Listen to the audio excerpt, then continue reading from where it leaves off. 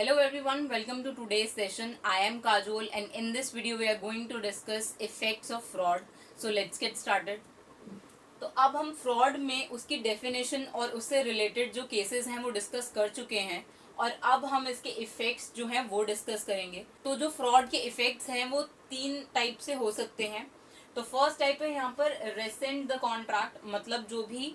Aggrieved party होगी fraud के अंदर, जिस भी पार्टी को ऐसा लगता है कि उसके साथ फ्रॉड हुआ है, अब उसके पास ये राइट है कि वो उस कॉन्ट्रैक्ट को परफॉर्म करने से मना कर सकती है। जैसे हमने डिस्कस किया था कि जिस भी केस में अगर फ्री कंसेंट नहीं होगी किसी भी कॉन्ट्रैक्टिंग पार्टी की, तो उस केस में वो कॉन्ट्रैक्ट जो है वो वॉइडेबल कॉन्ट्रैक्ट माना जाएगा, जिसके अंदर जो भी अग्रीड पार्टी होगी उसके पास चॉइस होगी कि या तो वो इस कॉन्ट्रैक्ट को परफॉर्म कर सकती है और या फिर नहीं परफॉर्म करती। तो यहाँ पर भी अगर किसी कॉन्ट्रैक्ट में फ्रॉड होता है तो उसका इफेक्ट ये आएगा कि जो भी अग्रीड पार्टी है उसके पास ये राइट है कि वो रेसेंट द कॉन्ट्रैक्ट, कि वो उस कॉन्ट्रैक्ट को परफॉर्म करने से मना कर सकती है। तो अब यहाँ पर he can avoid the performance of the contract, कि मतलब वो मना कर सकती है कि अब वो उस कॉन्ट्रैक्ट को परफॉर्म करना नहीं चाहता और ये कॉन्ट्रैक्ट अब इनवैलिड हो जाएगा। तो इस केस में यहाँ पे रेसेंट द कॉन्ट्रैक्ट का राइट है अग्रीड पार्टी या प्लेंटिफ के पास। तो अब सेकेंड इफेक्ट क्या होगा फ्रॉड का? आस्क फॉर रेस्टिट्यूशन, मतलब यहाँ पर जो भी अग्रीव पार्टी है अगर वो ऐसा नहीं करना चाहती, अगर वो ये ऑप्शन ऑप्ट नहीं करती कि उसको वो कॉन्ट्रैक्ट जो है वो परफॉर्म नहीं करना, तो उसके पास ये राइट है कि वो दूसरी कॉन्ट्रैक्टिंग पार्टी से जिसने उसके साथ फ्रॉड किया है, मान लेते हैं दो कॉन्ट्रैक्टिंग पार्टी है यहाँ पर, और ये पार्टी जो है इसके राइट्स की हम बात कर रहे हैं, मतलब ये जो है ये एक अग्रीव पार्टी है, मतलब इसके साथ फ्रॉड हुआ है और ये जो कॉन्ट्रैक्टिंग पार्टी है इसने फ्रॉड जो है वो किया है। तो अब इस केस में ये जो कॉन्ट्रैक्टिंग पार्टी है, जो अग्रीव्ड पार्टी है, इसकी ये जो पार्टी है ये आस्क फॉर रेस्टिट्यूशन कर सकती है इससे कि वो जो कॉन्ट्रैक्ट पहले था अगर वो फ्रॉड नहीं होता, जैसे वो कॉन्ट्रैक्ट तब परफॉर्म होता वैसे ही ये कॉन्ट्रैक्ट अब परफॉर्म होना चाहिए। मान लेते हैं यहाँ पर ये दो जो कॉन्ट्रैक्टिंग पार्टी है इसमें पहले कोई और स्टेटमेंट मेक करी थी जो कि इसको बाद में पता चलता है कि वो रॉन्ग थी, लेकिन अब इसके पास ये राइट है कि ये इससे कह सकता है कि ये कॉन्ट्रैक्ट जो है वो ऐसे ही परफॉर्म हो जैसे पहले होता अगर ये जो स्टेटमेंट है वो फ्रॉड नहीं होती। तो यहाँ पे ये जो कॉन्ट्रैक्टिंग पार्टी है ये इंसिस्ट कर सकती है that contract should be performed in a way that it was earlier, मतलब जैसा वो कॉन्ट्रैक्ट पहले डिसाइड हुआ था फ्रॉड होने से पहले वैसे ही अब ये कॉन्ट्रैक्ट जो है परफॉर्म होना चाहिए। इसी को हम कहते हैं रेस्टिट्यूशन, कि जैसा पहले डिसाइड हुआ था वैसा ही अब होना चाहिए, कोई भी चेंजेस उस कॉन्ट्रैक्ट में नहीं आने चाहिए, तब वो इस कॉन्ट्रैक्ट को परफॉर्म करने के लिए राजी होगा, वरना उसके पास ये राइट है कि वो इस कॉन्ट्रैक्ट को परफॉर्म नहीं भी कर सकता। तो अब एक और राइट है इसके पास, वो क्या है कि the aggrieved party can sue for damages if any, मतलब अगर यहाँ पे अग्रीव्ड पार्टी को कोई भी डैमेजेस हुए हैं उसकी प्रॉपर्टी को या फिर कोई भी टाइप ऑफ डैमेज उसको हुआ है तो वो उसको रिस्टोर करने के लिए कह सकती है दूसरी कॉन्ट्रैक्टिंग पार्टी को जिसने फ्रॉड किया है उसको। तो fraud is a civil wrong, hence compensation is payable, मतलब जो इसने इस कॉन्ट्रैक्टिंग पार्टी ने फ्रॉड किया है तो फ्रॉड को हम सिविल रॉन्ग मानते हैं, मतलब यहाँ पे किसी दूसरी पार्टी के राइट्स जो हैं उनका डिसीव किया है यहाँ पर, तो इसीलिए अब इसको कंपनसेशन देना पड़ेगा अग्रीव्ड पार्टी को, क्योंकि यहाँ पे फ्रॉड जो है वो सिविल रॉन्ग माना जाता है और यहाँ पर जो अग्रीड पार्टी है उसको जो भी उसके डैमेजेस हुए हैं वो उसके अगेंस्ट जो कंपनसेशन है वो क्लेम कर सकती है। तो यही तीनों राइट्स हैं, यही तीनों इफेक्ट्स हैं किसी भी फ्रॉड के, अगर किसी कॉन्ट्रैक्ट में कोई फ्रॉड होता है तो यहाँ पे अग्रीड पार्टी के पास यही तीनों राइट्स हैं कि वो या तो उस कॉन्ट्रैक्ट को परफॉर्म ना करे और अगर वो उस कॉन्ट्रैक्ट को परफॉर्म करना चाहती है तो वो उसको वैसे ही परफॉर्म करे जैसे वो तब होता अगर वहां पे फ्रॉड डिक्लेयर नहीं हुआ होता तो, और या तो उसको जितने भी डैमेजेस हुए हैं वो उनके लिए कंपनसेशन मांग सकती है। इससे दोनों ही पार्टीज का जो इक्विटेबल प्रिंसिपल है वो भी कंप्लीट हो जाएगा और किसी के भी राइट्स यहाँ पर जो है वो डिसीव नहीं होंगे। तो अब हम फ्रॉड के स्पेशल पॉइंट्स डिस्कस करेंगे जो पॉइंट्स इंपॉर्टेंट हैं कंसेप्चुअली। तो यहाँ पे फर्स्ट पॉइंट है fraud by a stranger to contract doesn't affect the contract, मतलब अगर फ्रॉड कोई भी स्ट्रेंजर टू द कॉन्ट्रैक्ट करता है तो उससे कॉन्ट्रैक्ट पे कोई फर्क नहीं पड़ेगा, मतलब अगर ये दोनों कॉन्ट्रैक्टिंग पार्टीज हैं और यहाँ पे कोई थर्ड पर्सन है जो कि स्ट्रेंजर टू द कॉन्ट्रैक्ट है और अब अब ये जो फ्रॉड है वो ये स्ट्रेंजर पार्टी करती है, तो इससे इन दोनों के बीच में जो कॉन्ट्रैक्ट हुआ है उस पर कोई फर्क नहीं पड़ेगा। लेकिन अब इसमें however coercion by a stranger affects the contract. लेकिन अगर कॉर्शन के केस में ऐसा होता कि कोई थर्ड पार्टी अगर कॉर्शन कर रही होती,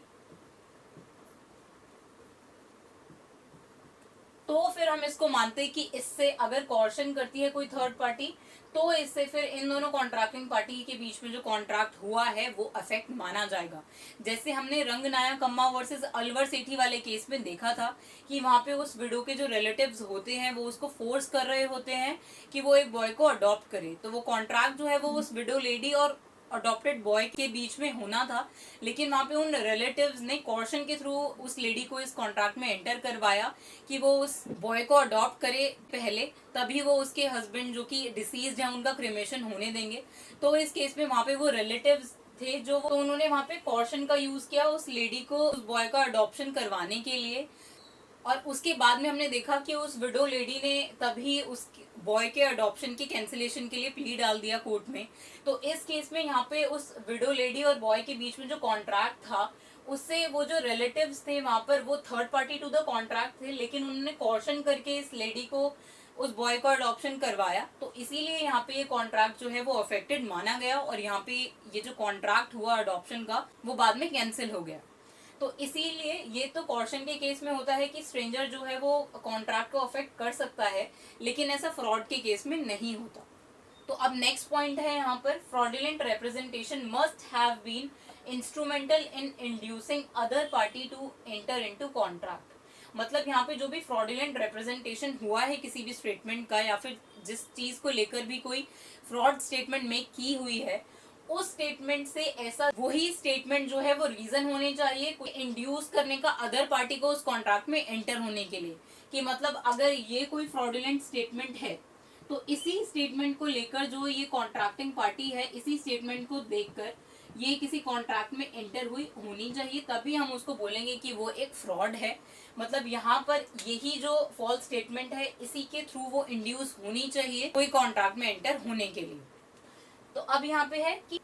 plaintiff must have been actually deceived by the fraudulent statement। मतलब यहाँ पे इस fraudulent statement की वजह से जो भी अग्रीव्ड पार्टी है वो एक्चुअली डिसीव होनी चाहिए, मतलब उसका कोई नुकसान होना चाहिए, तभी ये पार्टी ऐसा बोल पाएगी कि इस पार्टी ने यहाँ पर फ्रॉड से इसको एक कॉन्ट्रैक्ट में एंटर करवाया है क्योंकि यहाँ पर इसका नुकसान हो गया। तो यहाँ पर जो अग्रीड पार्टी है उसका नुकसान होना इम्पोर्टेंट है, तभी हम उसको बोलेंगे कि वो एक फ्रॉडुलेंट स्टेटमेंट थी और इससे नुकसान हुआ, इसीलिए ये जो कॉन्ट्रैक्ट है वो एक फ्रॉड है। तो अब नेक्स्ट पॉइंट है इसका, the plaintiff must be thereby indemnified, there is no fraud without damages. मतलब कि ये भी सेम ही पॉइंट है कि यहाँ पर ये जो अग्रीड पार्टी है इसने कुछ डैमेजेस जो है वो बेयर किए होने चाहिए,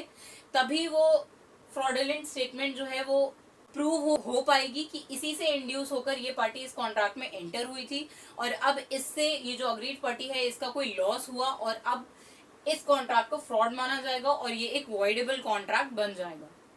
तो यहाँ पे लास्ट पॉइंट है, in case of fraudulent silence the contract is not voidable if the party whose consent was so caused had the means of discovering the truth। मतलब यहाँ पर अगर कोई भी अग्रीड पार्टी है और उसके पास ऐसे मीन्स थे कि वो पहले पूरा इन्वेस्टिगेट कर सकती थी उस कॉन्ट्रैक्ट में और उसके बाद उसको इन्वेस्टिगेशन में कुछ नहीं मिलता है कि वो ट्रूथ फाइंड आउट करने के लिए इंडिपेंडेंट थी, अगर दूसरी पार्टी ने कोई स्टेटमेंट मेक करी है और इस पार्टी को कोई भी कॉन्फिडेंस नहीं है उस स्टेटमेंट पर, तो इस केस में वो जो अग्रीड पार्टी है वो उसके पास पूरे राइट हैं, वो इंडिपेंडेंट है ये आइडेंटिफाई करने के लिए वो स्टेटमेंट एक्चुअली ट्रू है कि नहीं।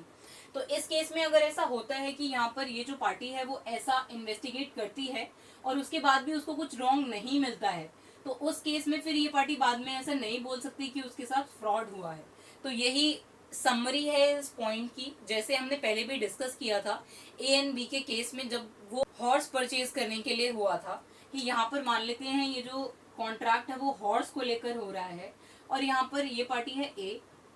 और ये पार्टी है बी।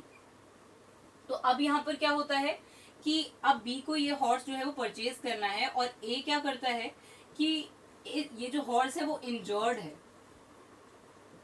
और मान लेते हैं इसका जो हूफ है हॉर्स का वो क्रैक्ड है,